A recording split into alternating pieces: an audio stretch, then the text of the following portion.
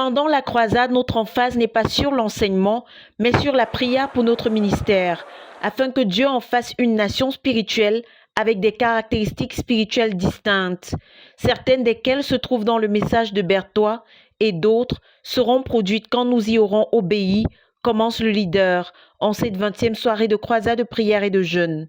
Les hommes vaillants, les actes de vaillance et les cœurs vaillants se manifestent sur le champ de bataille. Si tu ne vas pas en guerre, tu ne peux pas abattre 1000 comme Samson. Avoir des ennemis te donne l'opportunité de manifester la vaillance. Même dans le Nouveau Testament, les ennemis personnels te donnent l'occasion de manifester la vaillance spirituelle. Si tu as beaucoup d'ennemis, tu peux faire preuve de vaillance dans le pardon ou en priant pour tes ennemis, comme le Seigneur Jésus l'a ordonné, explique l'orateur.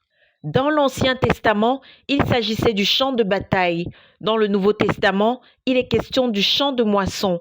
Matthieu 9, 38 parle du champ de mission et Luc 13, 38a déclare que le champ, c'est le monde et c'est un champ de moisson, un champ de mission.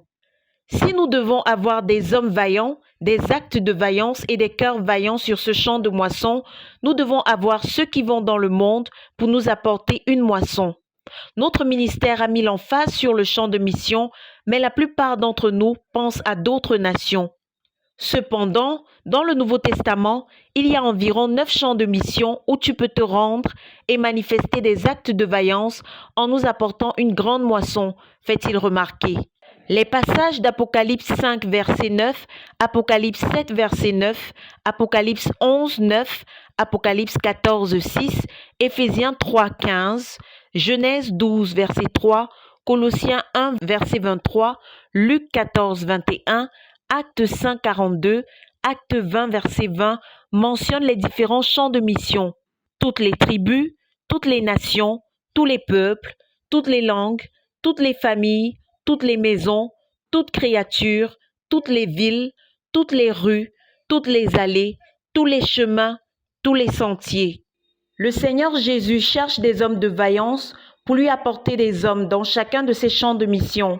Il y a tellement de champs de moisson, mais nous avons été envahis par l'amour du monde qui nous porte à ne penser qu'à d'autres nations, déplore-t-il, avant d'inviter à prier que Dieu nous donne des hommes vaillants pour ces champs de mission.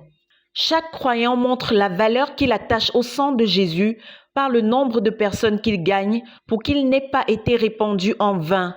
Quelle rue, quelle maison, chemin, tribu as-tu pris? Questionne-t-il. En Matthieu 4, versets 23 à 25 et Matthieu 9, 35, le Seigneur Jésus nous montre comment être vaillant sur le champ de moisson. Il nous montre en quoi consiste le travail missionnaire. Quand on étudie son ministère, il se ramène à un travail à 9 dimensions, de lieu en lieu. En 3 ans, le Seigneur a couvert 498 localités. Dépasse-le en tant que prédicateur itinérant, travaille dur, parce qu'il déclare que nous recevrons la puissance et ferons des choses plus grandes, rappelle-t-il. Puis, citant son propre exemple, le leader relate qu'à son retour du Nigeria, le Seigneur lui avait dit que pour qu'il considère qu'une mission est un acte de vaillance, il lui faudrait couvrir au moins 5 pays en un voyage en tant que missionnaire à plein temps. À cet effet, son équipe et lui avaient couvert 9 pays par route pour un parcours de plus de 10 000 km, puis 104 localités en 3 mois où ils avaient amené au Seigneur 5 600 convertis avec 4 000 miracles de guérison et délivrance instantanée. En Europe, ils ont voyagé dans 8 pays par route. « Qu'es-tu en train de faire ?» reprend l'orateur. « Lève-toi et fais quelque chose. » Au Nigeria, pour moi, le fait d'enseigner dans les synagogues se ramenait à distribuer nos livres à ceux qui étaient déjà religieux. Avant de prêcher, nous enseignons. C'est ainsi que le maître s'y était pris. Ceux qui ne font pas ainsi vont échouer. La prédication suit l'enseignement. Nous devons atteindre ceux qui sont religieux avant de déborder vers les non-religieux. Puis, nous prêchons l'évangile dans les rues et les marchés.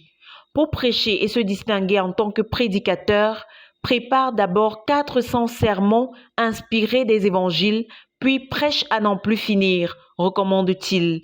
Même dans le domaine de la prédication de l'évangile aux pauvres et aux misérables, distingue-toi, compte ceux à qui tu prêches. Fixe-toi pour objectif de prêcher à 1 million de personnes, planifie des actes de vaillance et accomplis-les. Attire l'attention de Dieu car il t'observe. Accomplis des actes de vaillance dans le domaine de la guérison de maladies et des infirmités, poursuit-il. Le Seigneur Jésus et Pierre enregistraient 100% dans ce domaine parce qu'ils ne faisaient pas que guérir, mais ils priaient.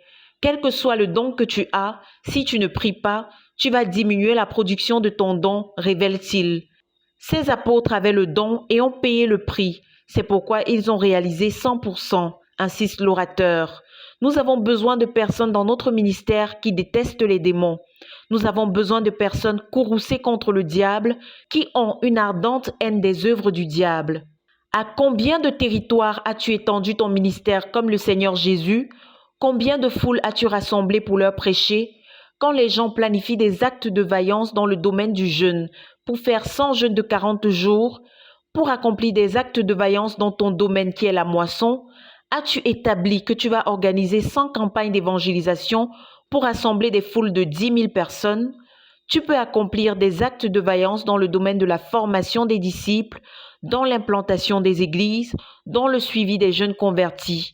Nous avons besoin que tu le fasses pour que notre nation spirituelle puisse être bâtie par des hommes vaillants, conclut le frère Théodore. De Koumé pour la RTVC, Cynthia Siaka.